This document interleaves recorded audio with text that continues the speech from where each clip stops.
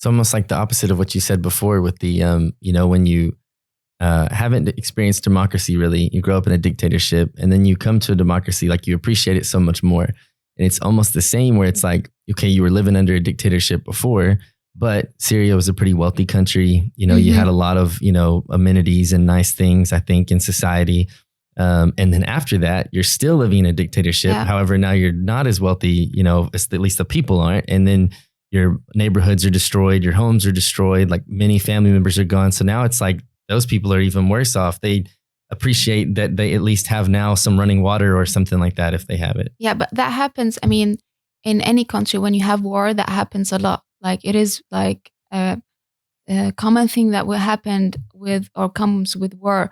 I mean, initially, maybe they want, not maybe, I guess they want to, they want freedom, they want change, but they cannot do anything and they cannot go out. They cannot like leave their country for some reason, for purposes, because as I mentioned before, everyone has its own story, has its own situation. So I cannot like say everyone are happy with that situation, but they don't have any other situation. So they have to deal with it. So that's why they are like still there, staying there.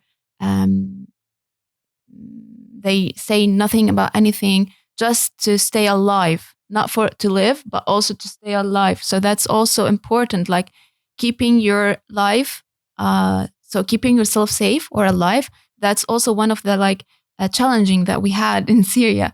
But for us, it is easier because we are out of the country. So we didn't deal with that situation every time. So that's why, for example, to me, I'm still now I have hope and I still now want freedom. I want to change this regime, but I'm outside. I can speak up freely. I can talk about the situation. And that's my goal. That's my purpose.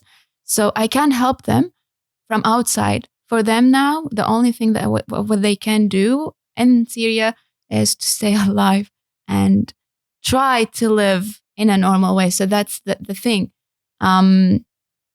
Look, there's some people were forced to go out, like the people who are in Turkey and the camps, or as my situation when I came to here. But others, they were not forced to go out.